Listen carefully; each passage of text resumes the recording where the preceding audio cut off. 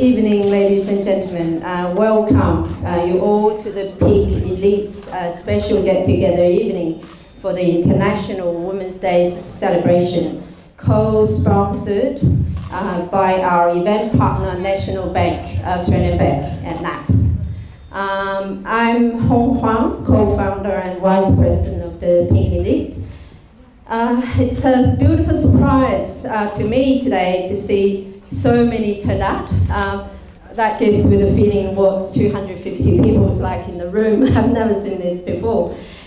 What's more surprisingly and more wonderful is that from where I'm standing, I can see a lot of gentlemen in the room, which didn't happen last year.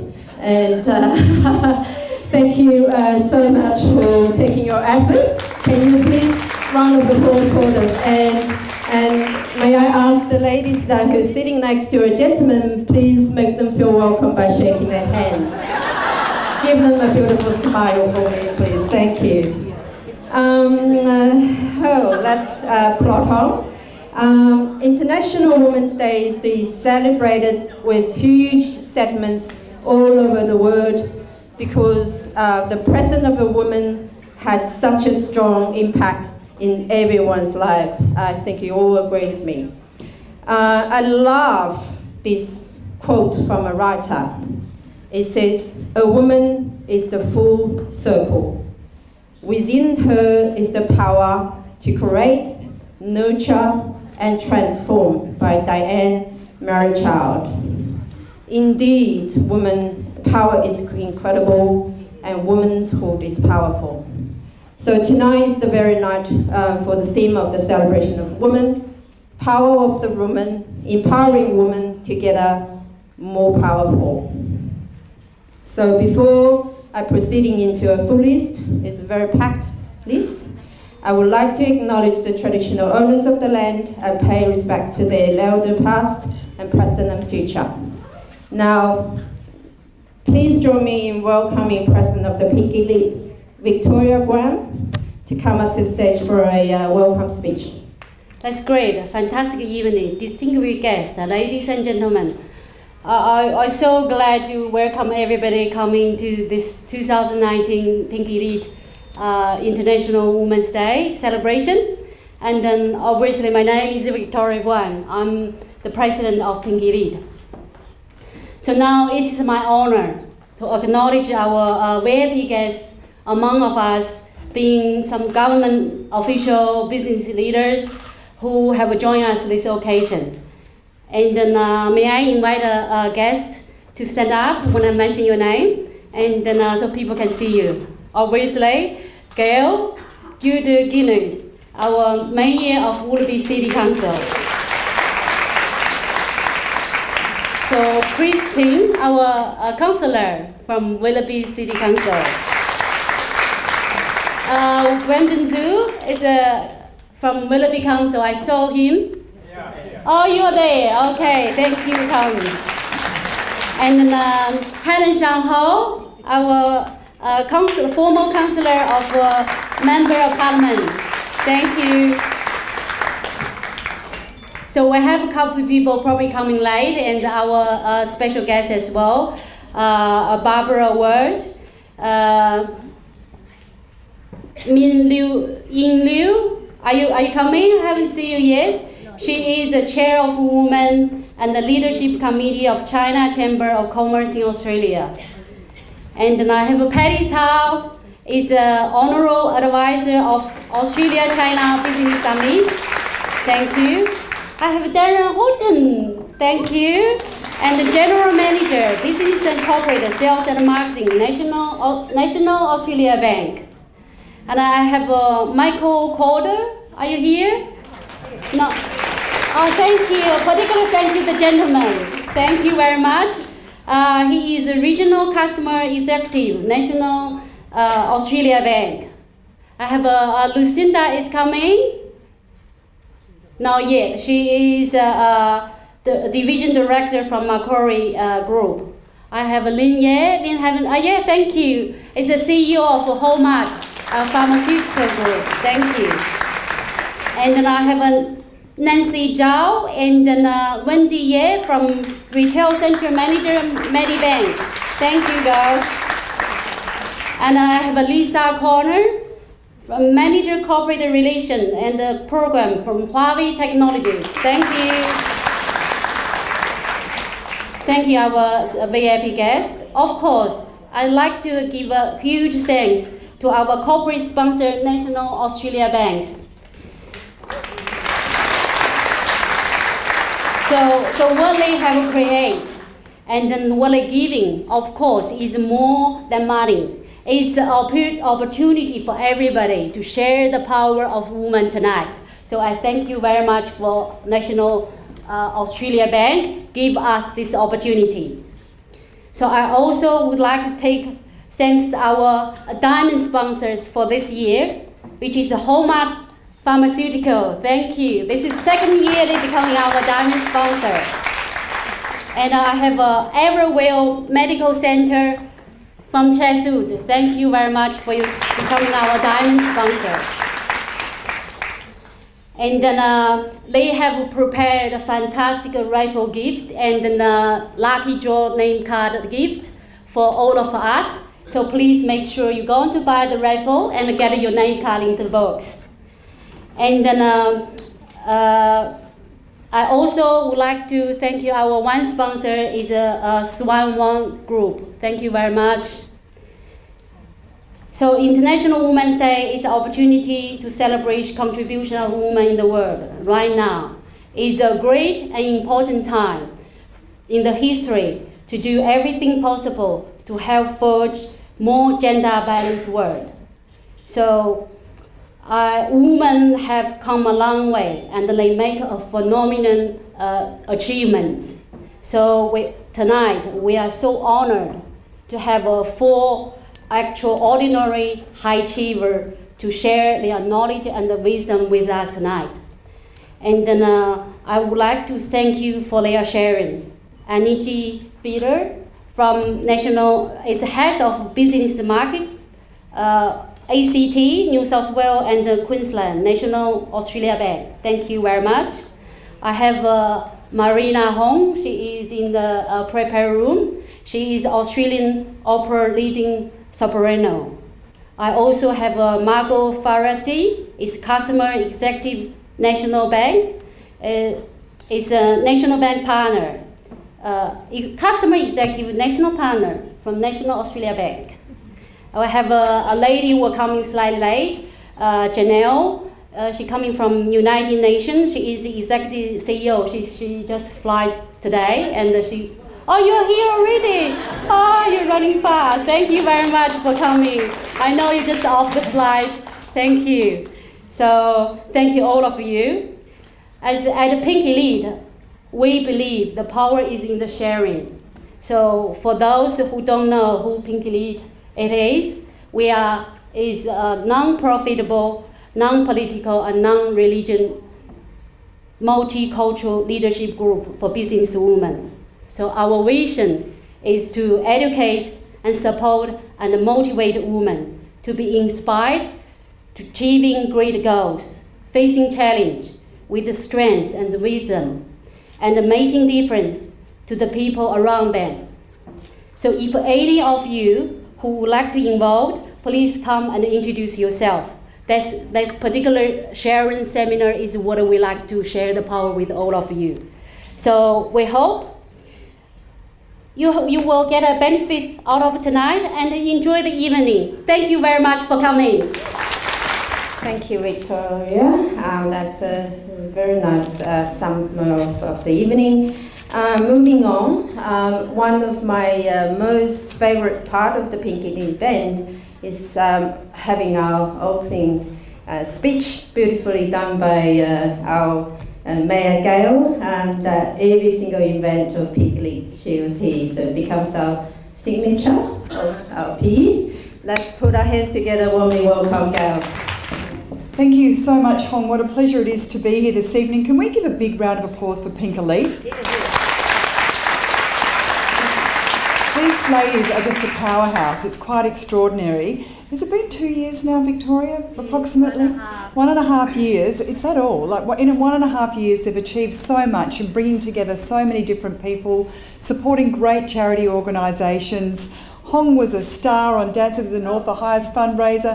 They're everywhere. So I'm really so very thrilled to be involved with Pink Elite and all that they do, and I thank you for the support you're giving to so many.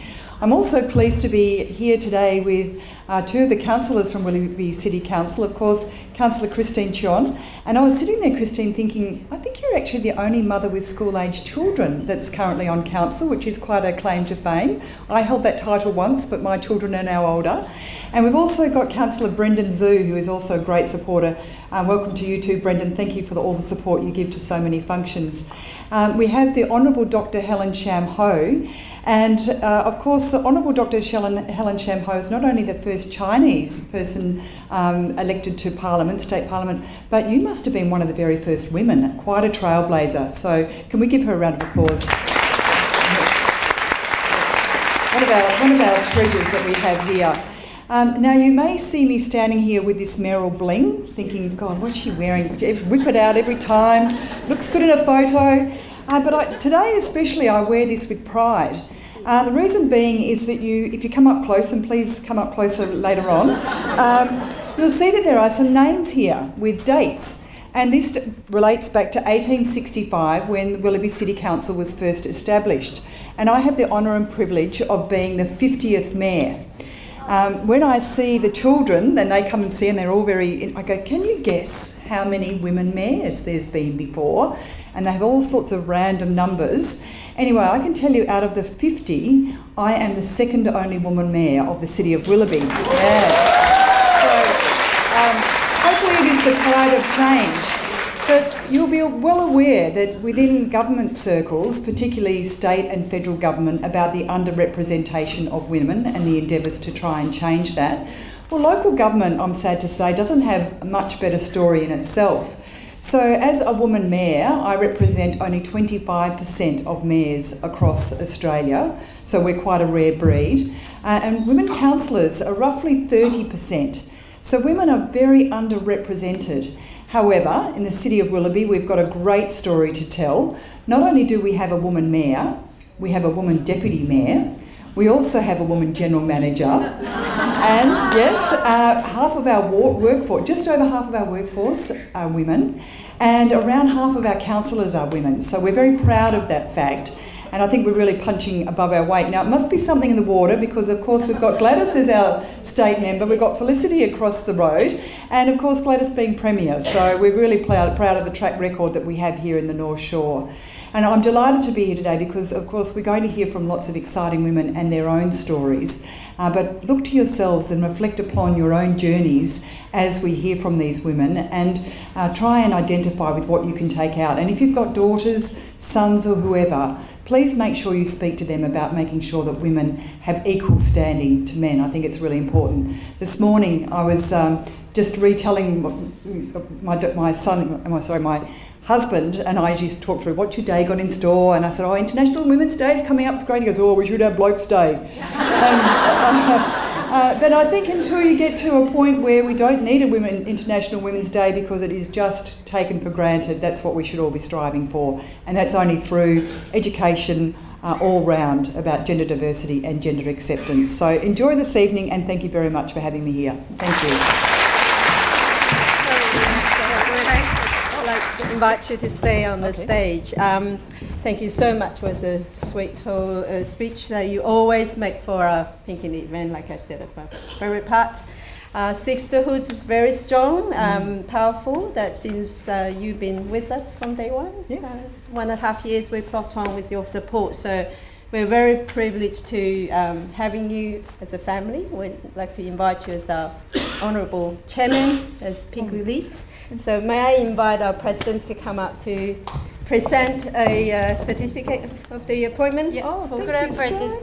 Thank you very much, Steph, and becoming our Honourable Chairman. Thank you so much for what you do. Thank you for all you do. Thank you for everything. So today you're part of this. This is lovely. Thank you very much. So have another round of applause for Gail to congratulate her to be one of the Pinder families. Thank you. Right, moving on. Now I think it's time to invite our first speaker, Annette Pinder, sorry. I've asked you before. So just very quickly, Annette is the head of business market ATC New South Wales and Queensland, National Australian Bank. More than 10 years experience in management and business development role in the insurance and banking industry. Talent for the building capability, aligning interest and achieving positive outcomes in complex operational environment. Natural abilities with influence, communication skills to extract rapport, trust and respect with people on all levels across professional, social, and cultural and age borders. Wow, keep going. An innovative and assertive leader with the ability to initiate changes and committed to high performance coaching and a passion for people and shifting mindsets into future direction of the banking industry. So let's put our hands together for Annette. Thank you for giving me this opportunity to share my leadership experience with you all on this very important day, International Women's Day. Today is a very important day for me, not only because I'm a female, but I'm also a mother to a wonderful daughter called Rose. I'm very proud of Rose, who is studying medical science and then is going on to studying medicine. And I'm hoping she's going to look after me in my old age, fingers crossed. Watching Rose realise her dreams and her ambitions has been the most rewarding part of my life so far. It has really inspired me. To think that some females in the world are unable to pursue their dreams saddens me deeply. There are approximately 1 million women in the world who don't get the opportunity to go to school simply because they are girls. Sometimes we take for granted the access that we have here in Australia to education and the equal opportunities that we get. However, we still have a long way to go. Women only account for 30% of board positions across Australia's top 100 listed companies. So I feel a sense of responsibility to make the path easier for my daughter, but also other women to navigate the world ahead. Before I go into my keys to success, I want to share with you my own personal story. I believe this really makes up my leadership journey through my own experiences. I discovered I was pregnant with my daughter Rose at the age of 18. I was just about to sit my first HSC exam. This was a surprise to me and also a big surprise to my parents. I was meant to complete my HSC and go straight into studying law. I was a prefect, I was a good student, and it was a big shock. I had to face the reality that I was going to raise my child on my own. I had to navigate how to be successful at this. A big task to be handed at 18, and very overwhelming. It became clear that I needed to start earning an income and to start working to support us both. So my uni dreams had to be put on hold. I started working full-time in 1999, and back then, workplace flexibility wasn't an option. The concept of being a young single mother wasn't really spoken about. This is where my leadership journey started. It was to be the best role model for my daughter and lead us to a happy life together. That was the ultimate goal. I needed to support her both financially, emotionally, as I was all that she had. I look back on our journey together, and it certainly had its ups and downs. However, we sure did have a lot of fun along the way. We still remain to be best friends today, and we like to say that we grew up together. Thank you. So, some keys to success and how I believe I was successful. So, connecting with people. Relationships are key. Really taking the time to get to know people and listen. Show an interest. Be curious. Everyone has something to offer.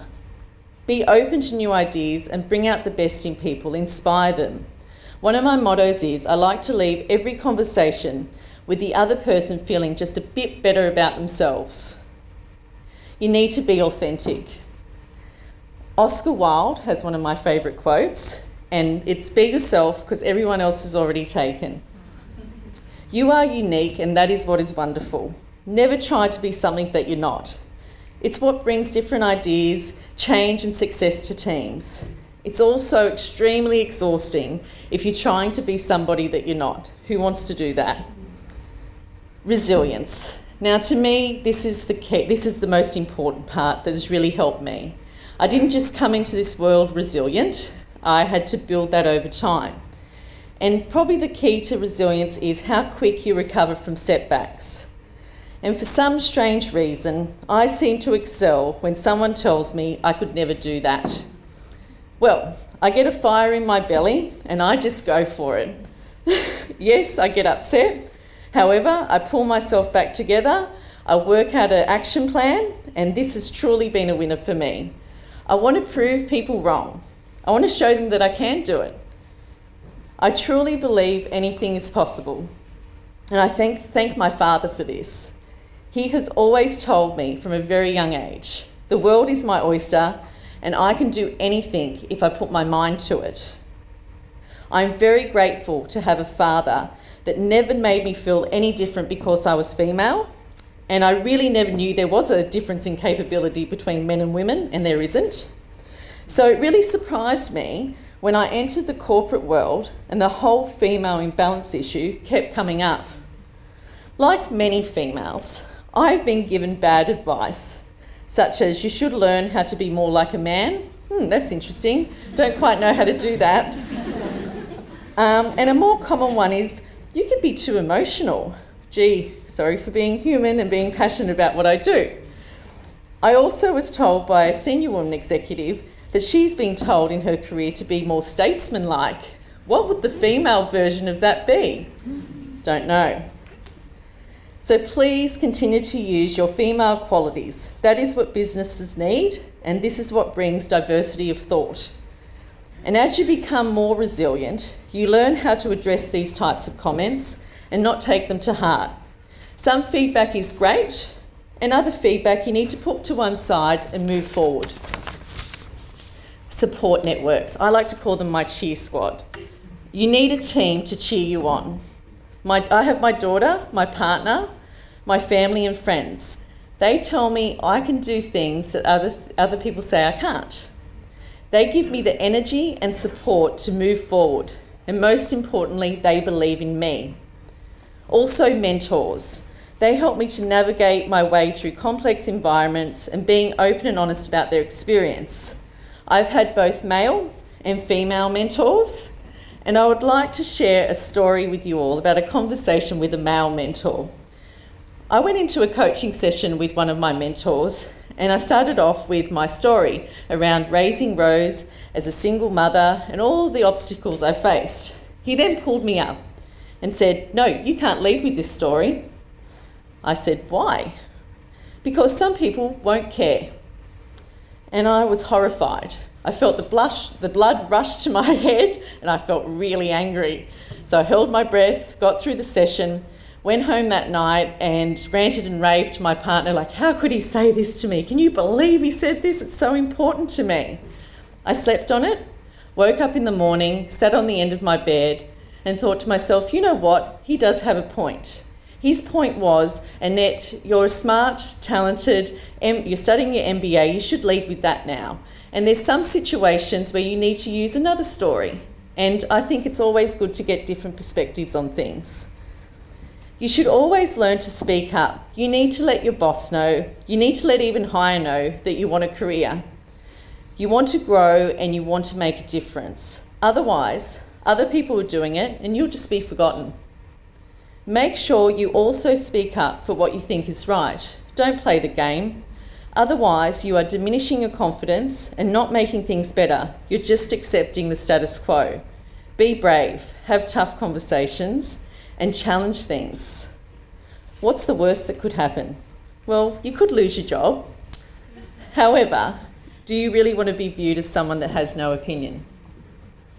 Grow and learn. Always grow and learn. Never assume you know everything.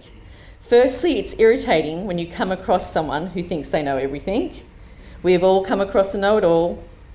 Arrogance is not appealing. And secondly, we could never possibly know everything. It's impossible. Be kind to yourself and others. Show empathy. Stay away from politics and games. Just look after your health, your mind, and the people that really matter to you. Some of my leadership insights. And the first thing I want to say is it's all about people. If you don't like people and you're not passionate about people, you're probably in the wrong job. You need to be passionate about people. You need to bring out the best in them. You need to show them that you believe in them. When you believe in someone, anything is possible. Just remember when someone believed in you and how good that felt. Good leaders need to make people feel great and unlock their talents. My goal, as before, is to make every person that I have a conversation with feel better afterwards, feel better about themselves. It's not about you anymore. It's all about others and not being the superstar. Promote others and the team's success. You need to get used to not being acknowledged, and the team and the business is your success, not you. Be courageous. Stand up for your business and your people and call out the wrong behaviour. Try new things and learn. And make it okay not to be perfect. And don't punish people for their mistakes. Help them learn from them. Create a culture of innovation and new ideas. Don't play the games or be political. It's exhausting and it takes you away from the business and what matters, your people. I know this can be contradictory. However, I'm a true believer. Over time, people remember how you acted and the way you treated them. So be kind to one another and stay away from negative energy and gossip.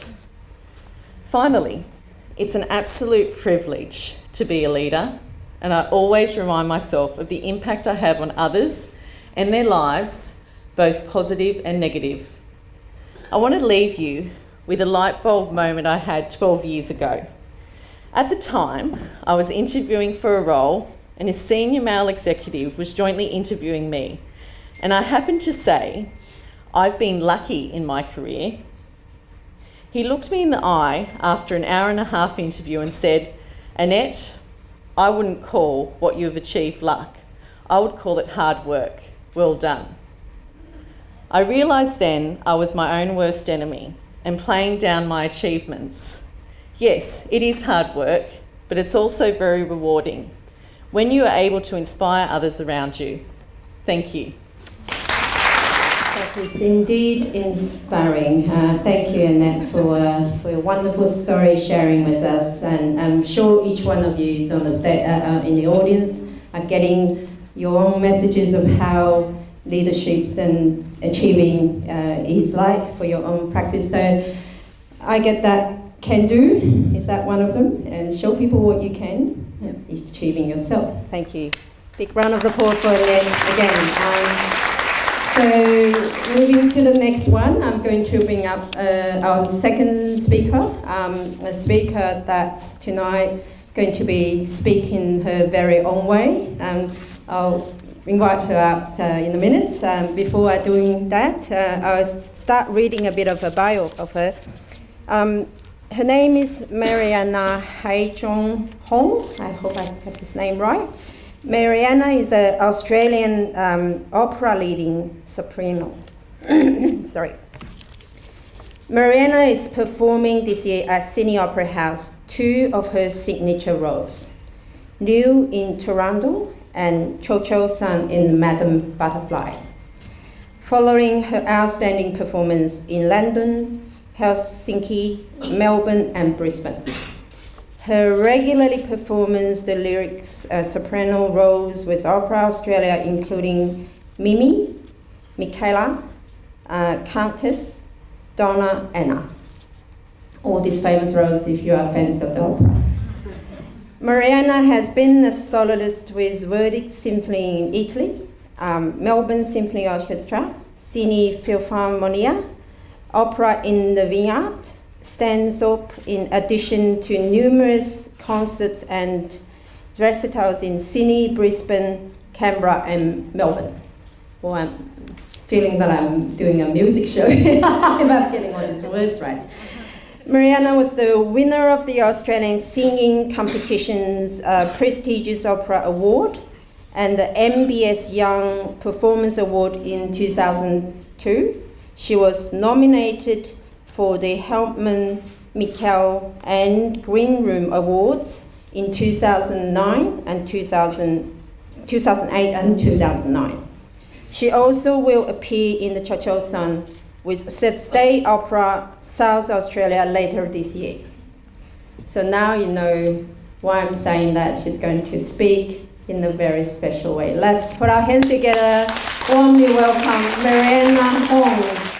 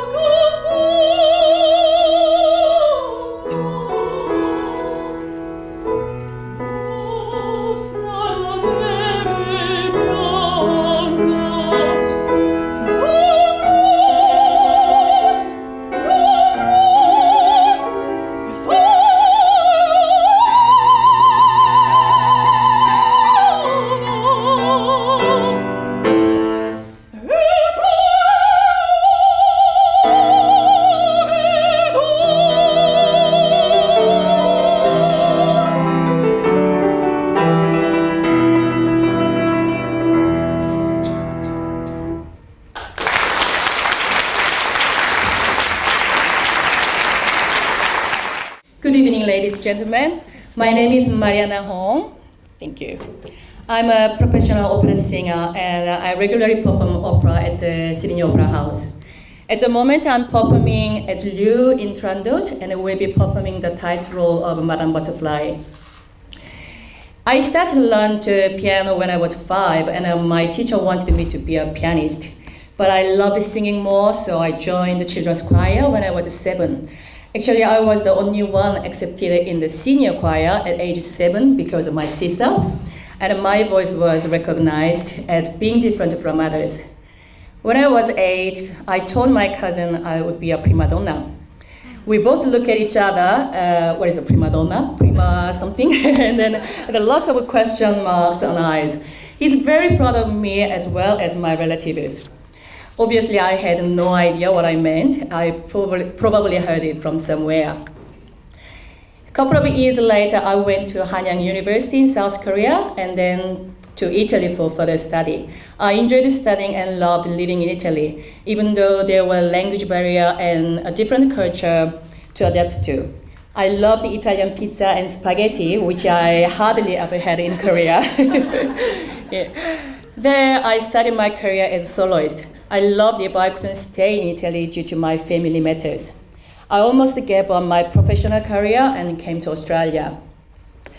In Australia, I had to start my career from the beginning because I had no experience and I had to face lots of obstacles such as language barrier, lack of experience in the opera field, and medical issues. As a migrant woman, I had to overcome those. I tried my best to achieve. I auditioned and was accepted by Opera Queensland.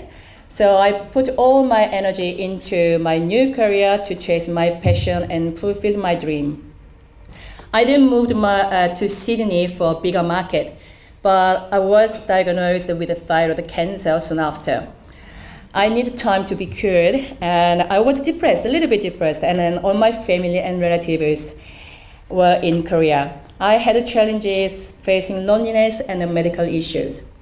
Medical treatment was successful and I recovered. Also, my son was born and I learned something from him. I told myself I had a dream to sing again. I need to do my best and try one more time. I have set a high goal and pushed myself hard to reach the top of my profession. I thought of myself as a newborn baby and tried step by step. I maximized my capabilities to achieve my goal. I also believe to be successful, it is 1% of talent and 99% of hard work. I continually pushed myself and I was not alone. My son always, and still to this day, he helps me and gives me strength. To be a female performer married to a very traditional Korean man wasn't easy. He wanted me to stay home and then look after baby and then cook for him. Yeah, you know that. Yeah. Many distractions from him also made it difficult to keep going. However, to sing out actually released my stress. If you want to try, just let me know. Yeah. I could breathe better when I rehearsed and performed. I looked like a star on stage, but well, my life was hard. Now I'm a single mom without my own family around. Sometimes it is hard to juggle work and my son, but I have a strong belief that I can get through it, and I see a bright future for us. I also contributed to the community by sharing my talent with other people through singing in charity concerts and conducting choirs and singing in the church. I am one of the only few Australian female singers who actually sing the main roles on the main stage. I feel so lucky and blessed. To perform on stage, I need lots of courage and concentration because of my shyness. Believe it or not. Yeah, my wish is that people can be touched by my singing and will be inspired. Women are stronger than we think. Mothers are even stronger. As women, we have to help us and support each other. That's the reason I am here. I wish to thank Pink Elite for giving me this opportunity to share my story. Hope you all have a wonderful evening. Thank you. I was touched by the voice as well as the story. I hope you all share the joy of enjoying her powerful voice. That's spectacular. I actually attend one of her charity singing with 4 of other top Korean and Australian opera singers, soprano, tenor, in Chatswood last week. and with the conductors, with everybody on the stage, the full orchestras and choir groups and 5-6 top singers. They're all doing that for free in their own time, raising families for the daughters, helping countries in the war. So very touched indeed, and admiring their courage and contribution. So let's put our hands together for Mariana Hong again. Thank you. Before I move on to the next speaker, I would like to have a special presentation of another lady that is very, very touching my soul. Unfortunately, she's not here with us. She's in China. So I would like to firstly show a short movie of her on the screen. Liang Yi, this beautiful girl, she was diagnosed with that disease when she was very young, 21. She was here 2 weeks ago. Helen was there. So we were in Opera House watching her bring the whole team from China, Hunan TV television, to here to have a poem reading for the celebration of the Chinese New Year. So that was truly heart-touching section, that she was sitting on the wheelchairs with 5 other poet reading performers, and the whole audience was truly inspired by the story. Like what you have seen on the screen, that she overcome the difficulties that would probably any one of us that could not understand how strong that's required for a person to overcome. So in order to give back to this society, she has endorsed many social organizations and enterprises and become their public welfare ambassadors and cultural communication ambassadors, which has produced enormous social benefits. Her story has touched countless people and won many awards. She wrote, "I Want to Stand Up," that's the name of the book, and Sunshine Liang Yi, that's her name, which brings encouragement and hope to thousands of people in distress.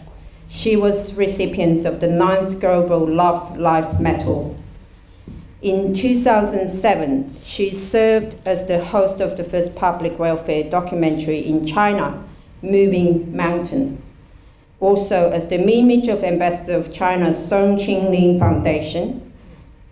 She served as the torchbearer of the 2008 Paralympic Games in Beijing. Presided over the large-scale themes performance of the Beijing 2008 Paralympic Games. Participated in the Super Speaker program of the Anhui Satellite TV in March 2014 and was held as a superwoman in the industry. In February 2019, which is 2 weeks ago, during the Chinese New Year's celebration, she performed poem reading in Sydney Opera House and has successfully added value to promoting Hunan brand Go Global, building bridges of the culture between China and Australia. She was awarded the Chinese Classic Reading of the Inheritance and Communication Contribution Award by the University of Western Sydney.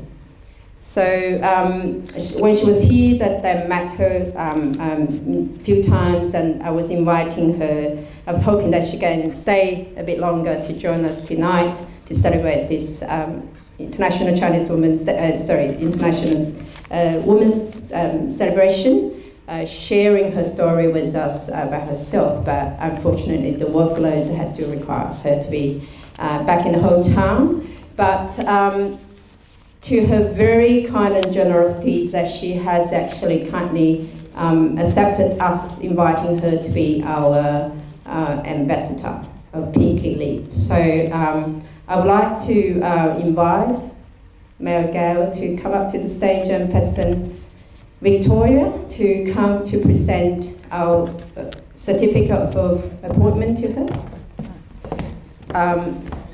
Being a friend, I'm privileged to accept this award on her behalf. Okay, good. Thank you. So Liang Yi is just back to China, so she couldn't be here today. And then so Hong is one of the friends, and then she will accept this ambassador on behalf of her. So, but it's good part of it. She sent a message to us, and then let we have a listen what she said. 亲爱的各位悉尼的朋友们，大家好，我是梁毅，来自湖南电视台的节目主持人，非常荣幸能够受邀出任澳大利亚 Pink Elite 女性精英会的形象大使的这个职位。非常遗憾，因为工作的原因呢，在2周前我刚刚在悉尼歌剧院举行完演出，刚刚赶回到中国，所以今天晚上不能够亲临现场来接受这份委任书，和朋友们一起来共度38国际妇女节。但是我想，无论我身在何处，女性励志向上的精神是共通的。我非常愿意为 Pink Elite 形象大使及女性精英形象做出努力和贡献。It's a great honour to be invited to be the ambassador of Pink Elite Women's Elite Association of Australia. I regretted not being able to attend the appointment in person and celebrate International Women's Day with my friends in Sydney. But no matter where I am, the spirit of women's motivation is universal. I'm willing to contribute all my best effort and input to be the best image of the Pink Elite and image of the Lady Elite, Women's Elite. Thank you. So thank you, Ellie. I'm sure this moment of the event's going to be translated and then passed on to her in China. And I'll thank everyone in the audience for support. Margot is a customer executive and NAP partner. Her diverse professional background and uncompromised standards have combined to make her an innovative, commercial and ethical leader throughout her career. Her role in NAP Bank leads a dedicated team of business and private bankers across metropolitan New South Wales and Queensland. She has 20 years of experience in the corporate sphere as a lawyer at the start and transitioning to business banking about 15 years ago. She's passionate about supporting small business owners and their ability to drive local prosperities and opportunities for the whole community. She involves in the broad ranging of communities. She is the founder of the New South Wales Government's Lucy Mentoring Program. It has been adopted statewide and continued for 7 years. Well done. She's also a regular writer and speaker on leadership, which she will do tonight, focused on creating great leaderships in herself and those around her. Let's welcome Margot. Thank you very much. When we were coming in tonight, Stu, our local leader here, did say to me, my God, I hope you don't have to go after the opera singer because that's a hard act to follow. So, here we are. I'd like to acknowledge the traditional custodians of the land upon which we're meeting tonight. I'd like to pay my respects to the elders, past, present and future, especially the women. And I'm delighted, thrilled, excited to be with you tonight on International Women's Day, the day on which internationally the theme is balance for better. A male colleague called me a few weeks ago and he said, what am I going to do? I've been asked to make a speech on International Women's Day, but Margot, why is that still relevant? Why is International Women's Day still necessary? And what is this theme about balance?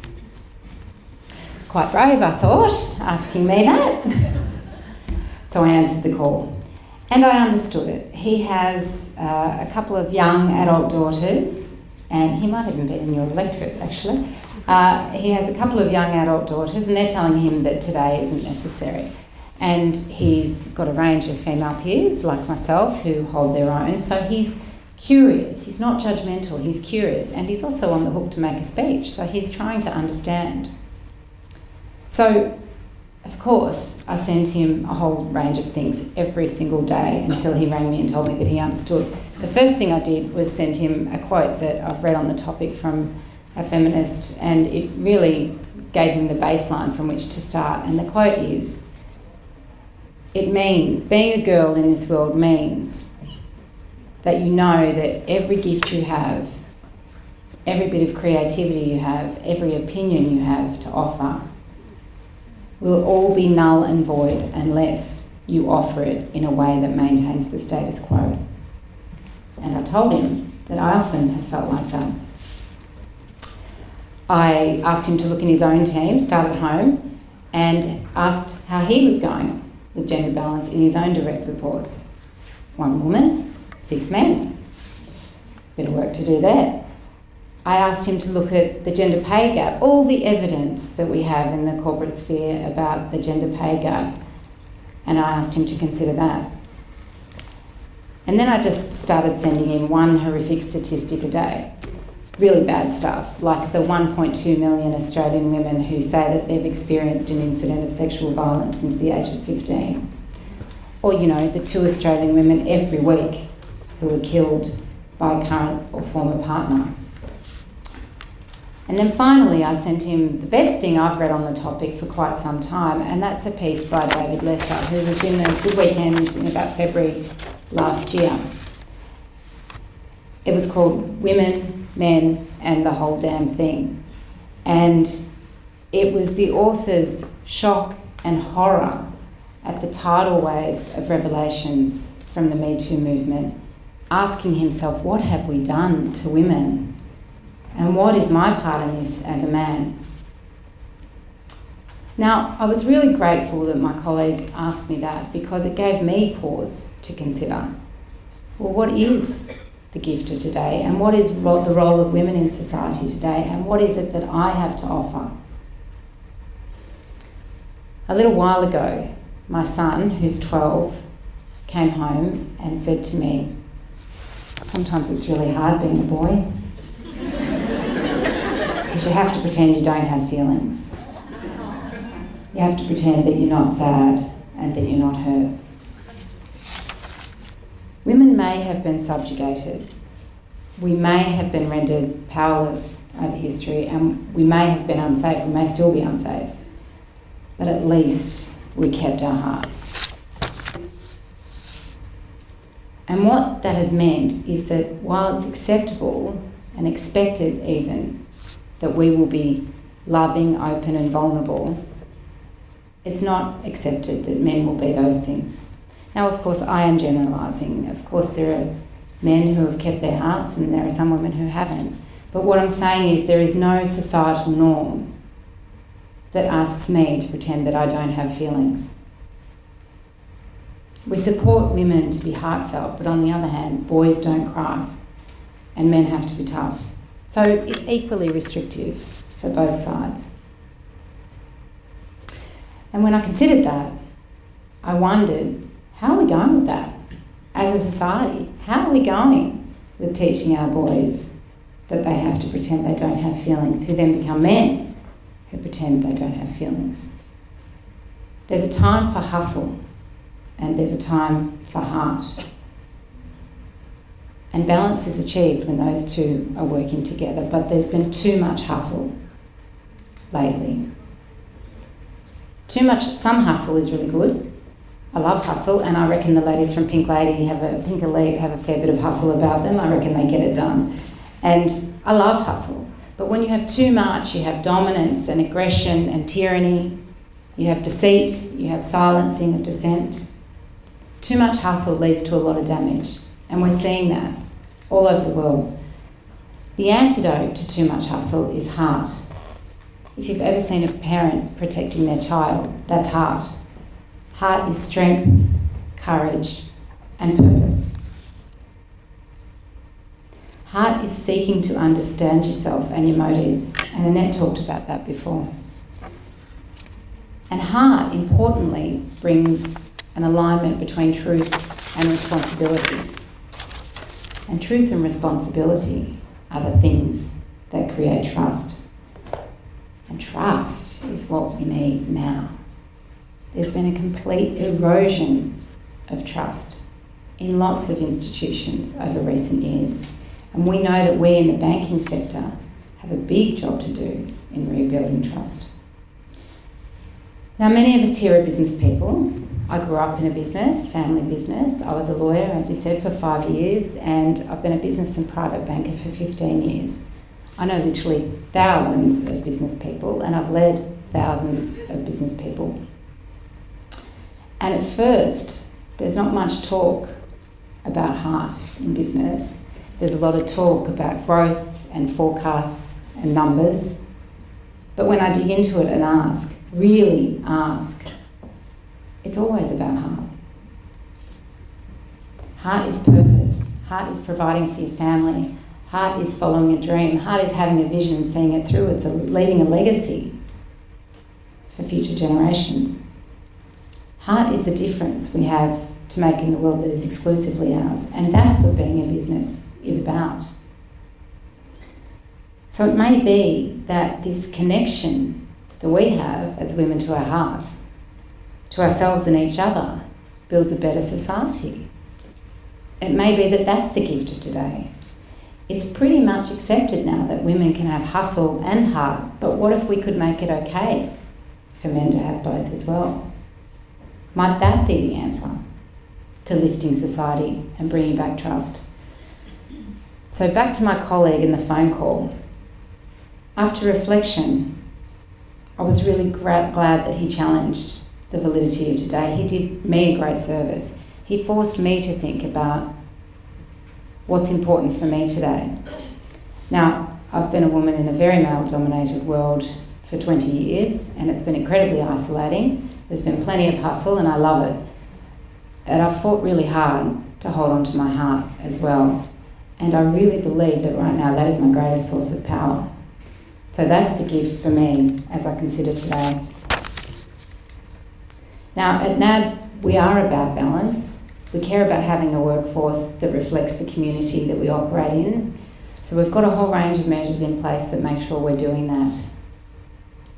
We really encourage people to work flexibly. 86% of our people work flexibly. I'm one of them. And really that 86% is men and women in equal measures. We also really encourage people to take their full paid parental leave because we know that when we get alignment between work and home, everything works out. We're building our employee resource groups, which are aimed at making sure that everyone feels heard and included, focus specifically these ones on LGBTI+ inclusion. And that's all about balance. We recognise that the society that we serve can only be served if we're in balance as well. And when I think about that and I think about the difference I can make, I think, well, you know, maybe we're just a bunch of people talking. What difference does that make? We're all here tonight. God knows I've been talking. I love International Women's Day. I just talk all week. Been talking a lot. And I do sometimes think, what is the difference that I can make? What is the difference that we can all make in bringing into balance our heart and hustle? Well, when I question that, I remind myself of one of my favourite quotes ever. It's by Margot Mead, that great social commentator from the 1960s. Do you know her? She said, "Never doubt that a small group of committed, thoughtful citizens can change the world. Indeed, it's the only thing that ever has." Thank you. Thank you, Margot, for your wonderful speech. Indeed, you're very good at public speaking and talking inspiring sentences I learned today, turning the difficulties and hustles into opportunities and make a difference. That's very powerful. Thank you. I hope we'll get some benefit out of it. So moving on to our last speaker, and Janelle Weissman. I'll get your name right. You just flew in from Canberra. Thank you indeed very much for the effort. Janelle is an Executive Director from UN Women Australia. For the past 20 years, she has worked to strengthen the social justice to organisations tackling issues from women's empowerment through to supporting people with HIV and AIDS. She has developed, managed and evaluated programs to secure equal opportunities for women and girls through leaderships and life skills development in diverse settings.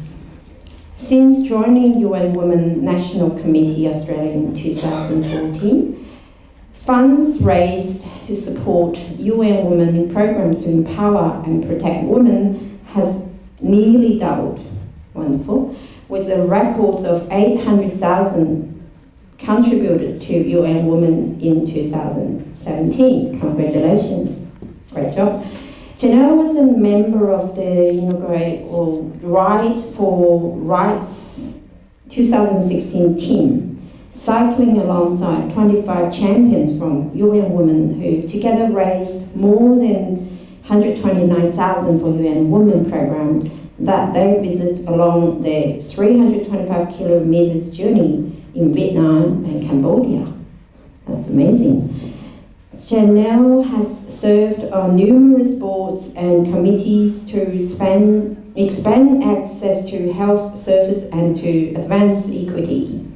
She currently serves on the Council of Sexual Health and Family Planning Act.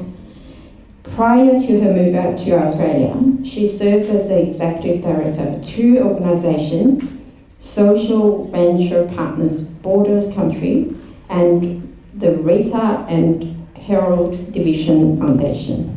Let's welcome Janelle Weissman. Come to the stage. Thanks so much. Thank you for inviting me to be here this morning. Indeed, it's an absolute pleasure to be here. And I stand here on the eve of International Women's Day, and I too have been doing a fair bit of speaking. We've been in Brisbane and Melbourne, Canberra today, and we have a sold-out breakfast tomorrow, actually at the International Convention Centre, with 1,800 people coming along to hear about UN Women's work. So I wanted to share a little bit about how I got to where I am and the theme and leadership, but also share some of the stories of hope and inspiration that I've had a chance to get exposed to through my work at UN Women National Committee Australia. I stand on the shoulders of giants. I grew up with activist parents. I was then, as a child, I thought of it as being dragged to protests and rallies to stand up for women's rights, for children's rights, the rights of people in other parts of the world that seemed as a child so far and inconceivable away from my world where I grew up. And I grew up in Boulder, Colorado, in the USA. But it's very much that upbringing where around the dinner table we talked about injustice, where my granny was arrested for protesting the manufacture of plutonium triggers in our backyard because she believed that we shouldn't have nuclear weapons in the 80s. I come from a family that is deeply committed to issues of equality and justice for everybody. Now, it doesn't matter if you've come from there, because what I hope to share today is a window into why this work is so important, and no matter what you do, we all have the power to make a difference. So UN Women National Committee Australia's International Women's Day theme this year is More Powerful Together. And More Powerful Together for us is a clarion call for all of us to bridge divides. It doesn't matter your age. It doesn't matter your gender. It doesn't matter your race, your ethnicity, your faith, your political affiliation. What we know across the world at UN Women is gender equality benefits absolutely everybody. It's not just about benefiting women and girls. That is important. But it's about benefiting everybody on the planet. When we have women around peacemaking tables, we build a more durable peace. When we have women represented equally in ASX 100 companies, which they are not currently, as we know well, we know that we make better decisions and we contribute to more prosperous economies. And we also know that when there is shared care there's equality on the home front, that we have healthier, happier families, more resilient families, and stronger relationships. So the benefits of gender equality are numerous. It's not just about women and girls. And truly, my vision is to create a world where every girl and every boy on the planet has the same opportunity to be a leader, to get access to an education, to earn a decent living, and to live a life free from violence and discrimination. And that really sums up the pillars of what UN Women is all about, and I'll talk a little bit about that. So UN Women is actually the youngest entity at the United Nations, established in 2010, not yet 10 years old. And it was established because there was a recognition that there actually wasn't a dedicated entity at the United Nations that was concerned about 50% of the world's population, which you would think is pretty important for the UN to consider. And UN Women, the way it works, it delivers programs very much in partnership. And I'll share a few of those shortly. It works from the grassroots through to what I call the grass tops. So that's the highest levels of government, because UN Women works across UN agencies to ensure that the needs and the wisdom and the talents of women are considered at every level of programming and policy.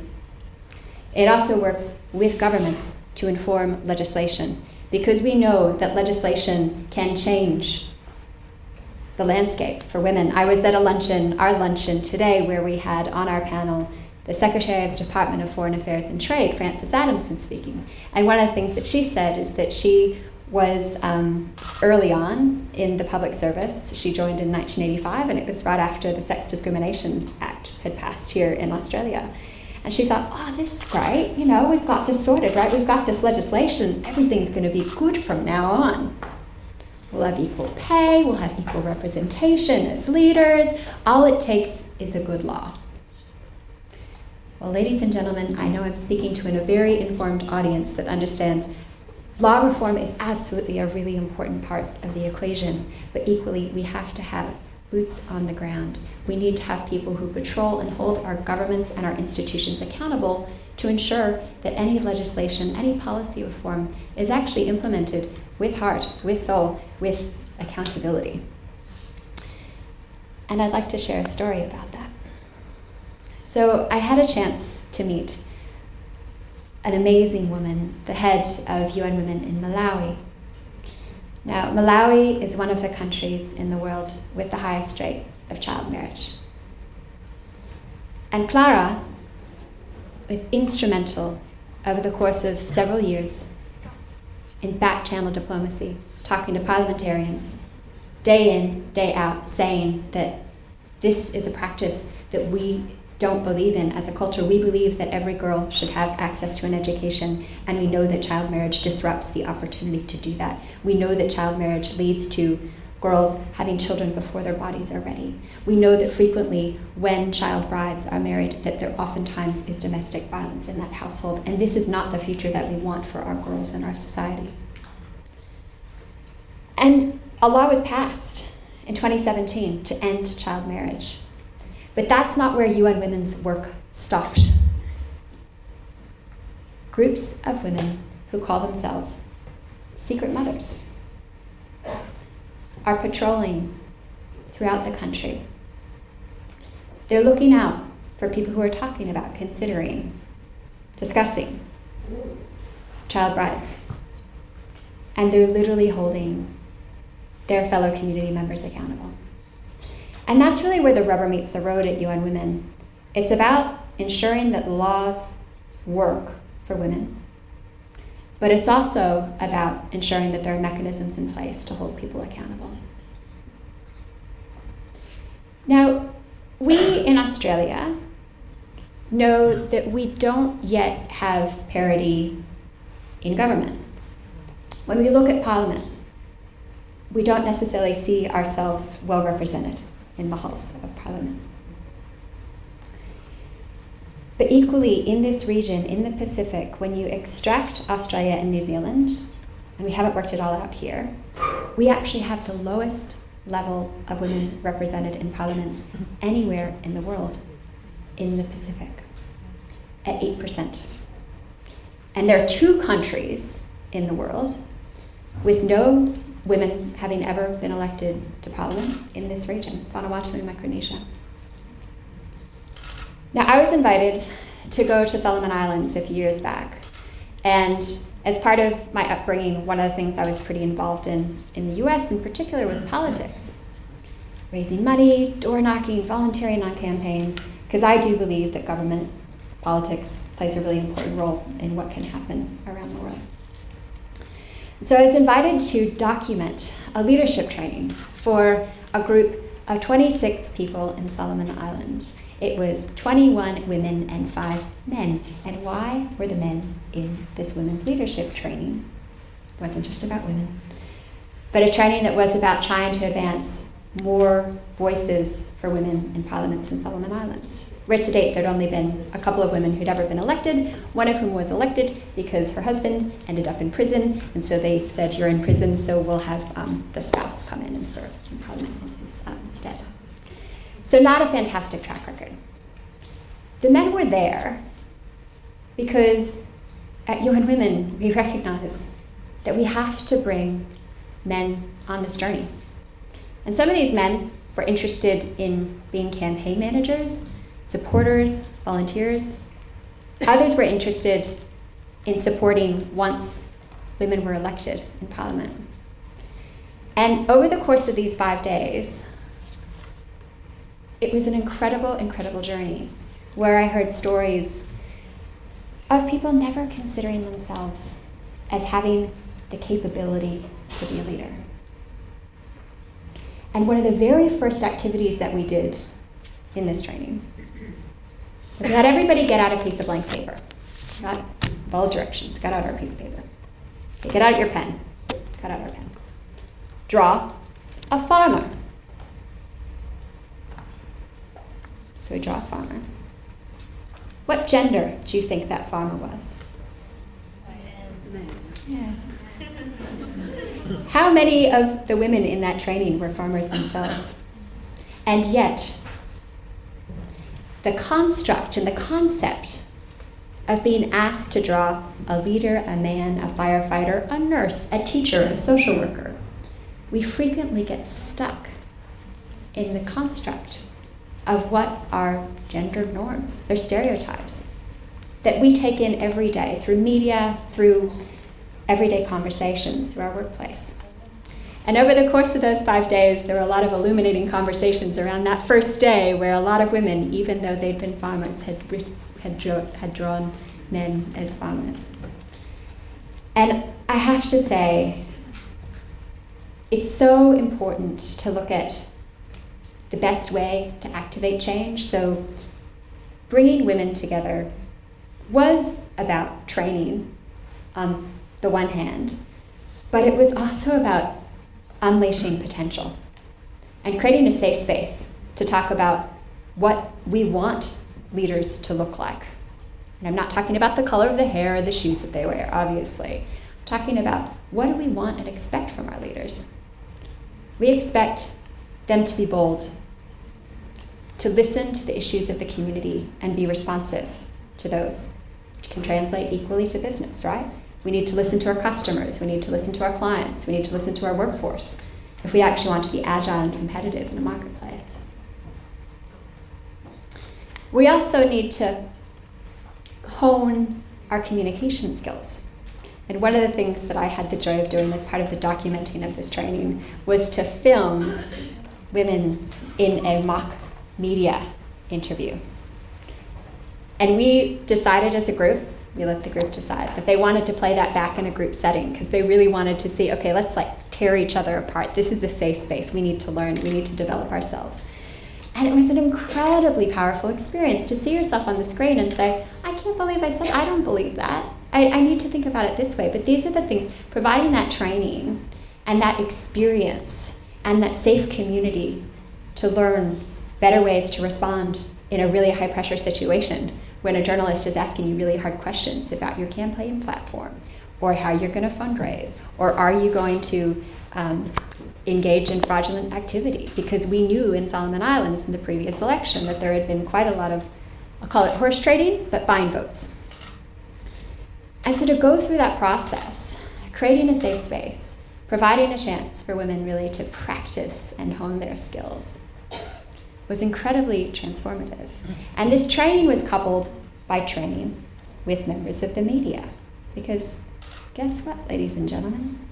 The media weren't too prepared to cover women who were running for parliament because they hadn't done a lot of that before. And so talking to members of the media, thinking about how people are going to consume messages and preparing them to engage in interviews with a whole range of candidates. But equally, thinking about how the general population is going to consume information. So going back to the farmer story, UN Women prepared radio dramas. And there are 2 radio dramas. One that followed a woman who was voting for the first time, and another series that followed a woman who was running for election for the first time. They're in local language, and they're about meeting people where they are and really trying to transform social norms and change people's understanding of what leadership looks like, and harnessing the power and potential to engage in civic life. It's incredibly important and incredibly powerful. Now, I'm really pleased to say, as a result of that election, which was back in 2014, there was a woman who was not only elected, but she also was engaged in cabinet, Frida Sarakumwa, which was extraordinary, and she talks about her experience in the UN Women training as being incredibly formative. But more to the point, that's a piece of change. We have to celebrate the little wins because we don't always have the big ones. But it's about changing people's thinking around what leadership looks like. And for me, More Powerful Together speaks to a whole of planet agenda that I want to speak about just for a minute. So a lot of the people, probably most of you in this room, have heard of the Sustainable Development Goals. The Sustainable Development Goals, or the SDGs, are 17 goals that are mapping out a more prosperous, peaceful, healthier planet for everybody.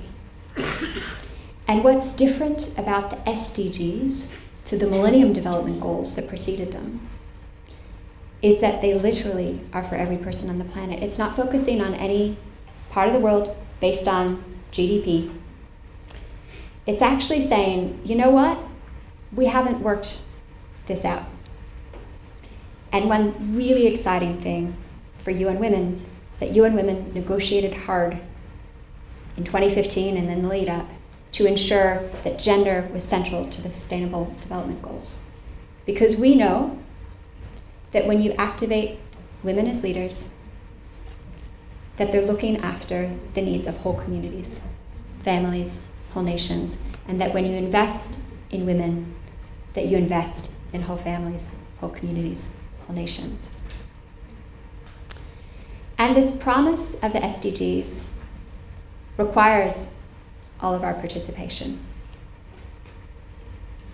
More Powerful Together ultimately is about ensuring that we can shed our differences and we can also harness the power of our differences to come to a common path, to say, we believe that every girl and every boy, everywhere, should have access to be a leader, should have access to a decent education, should have access to decent work, and to live a life free of violence and discrimination.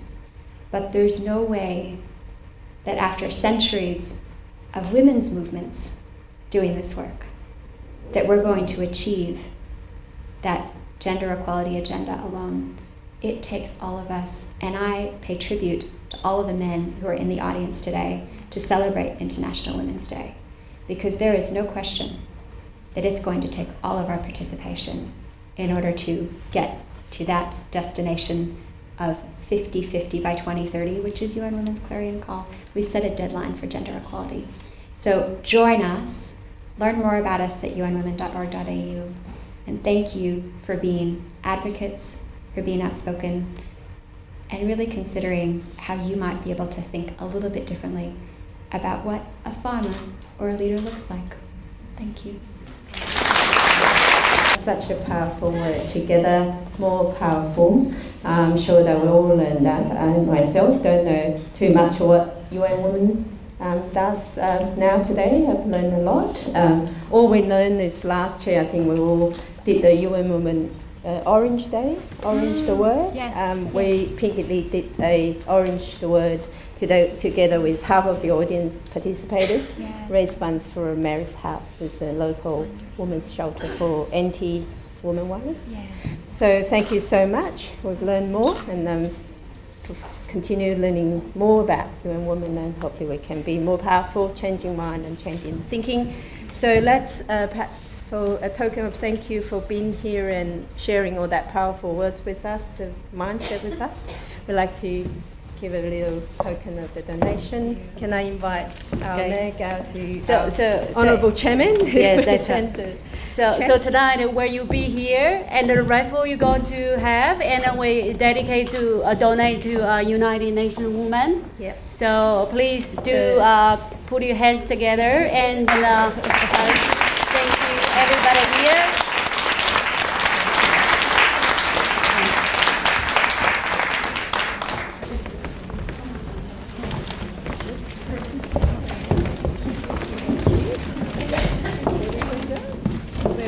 Can I have the flower? Thank you very much. It's beautiful.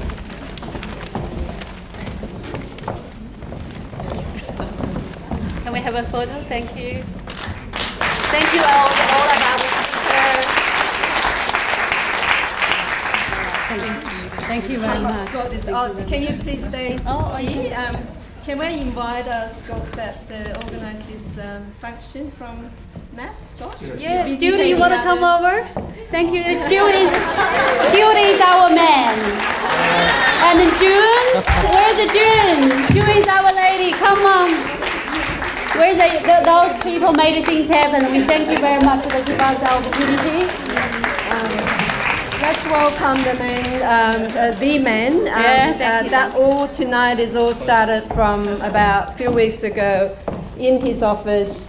A meeting between June, Scott and us.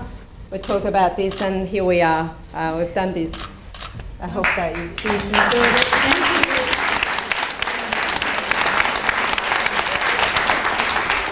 Thank you. I think that they really created this as a powerhouse today.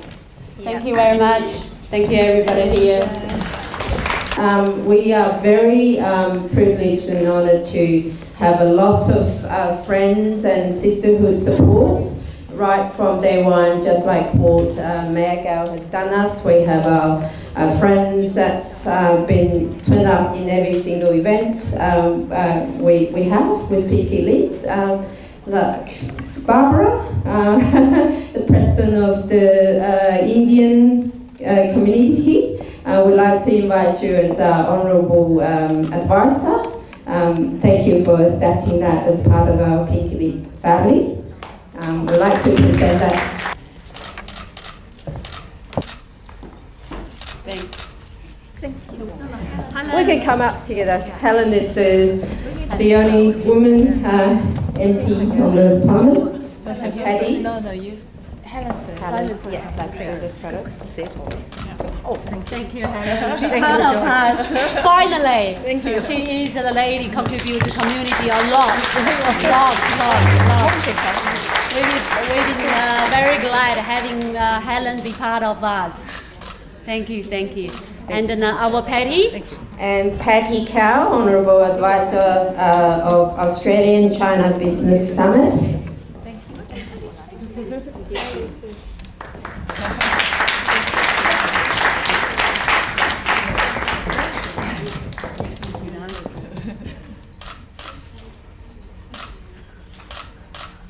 Thank you. So we've been really honored having them on board because they are is active in the community. They contribute the time and contribute their power to share your power with us. Thank you. And continue. We'll also be very proud of having our very close friend Lynn been our honourable member, yes, the CEO of Hallmark Pharmaceutical. Thank you for coming.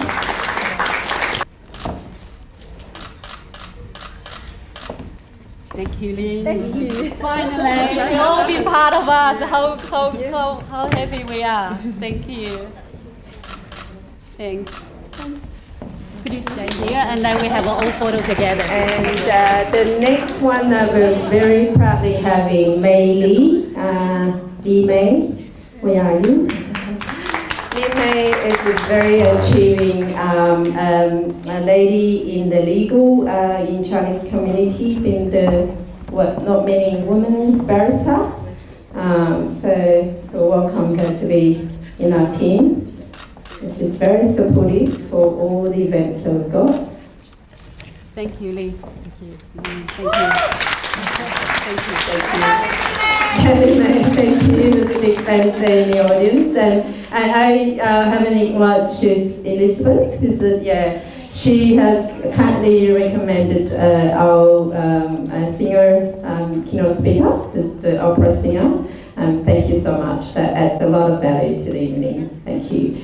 We do have another honourable member. She's not here with us, but she's the owner of the Wormit Art Centre, Art Gallery. Will, on behalf of her, take the certificate of appointment for her.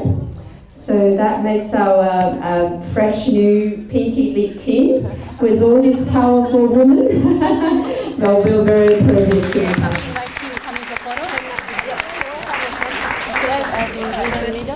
Can we take a photo? And then we invite our team to come on in a minute. Thank you. So where's our Pink Elite teams? Come over for a photo. Thank you for your time. And don't go, because there will be surprise, we're coming. So don't go. There is come on, our team. Our Pink Elite team coming for a photo. So we're going to have a business card lucky draw. Okay, we have a big prize today. So please run about with the business card. You haven't dropped your card. So our lowest lucky draw today is 300 above. Okay, so please put your business card in, and we also have a raffle ticket. So top raffle ticket worth 2,400. So please do buy your raffle and put your cards. Please, our team, come on.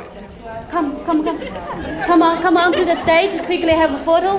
Be quick, please. So the ball around. So please do drop your card in. So they will lots gift donated by our sponsors. So if you haven't got your business card, please put in. Also, for those people who, if you're interested, there is an upcoming workshop. There is an upcoming workshop to provided by our partners. They have some wealthy workshop provided by National Bank. So if everybody have this piece of paper, our team, come on, everybody have this paper, and if you're interested in any workshop, you can join our member and enjoy the seminar for free. So National Bank will provide all of the service for us. It's the first workshop will be coming with the social media insights and the economy and the FX market update. Is 19th of March. So there is lots of knowledge to sharing. We also have a well-being workshop coming soon. So if you're interested in all those workshops, please fill up your form and then drop to when you go and drop to us. And after lucky draw, we do have a drink time, networking time, plenty of drink and plenty of food for you to networking. Victoria, come here. Okay, I'll just stay here. That's fine. Can we have a quick photo?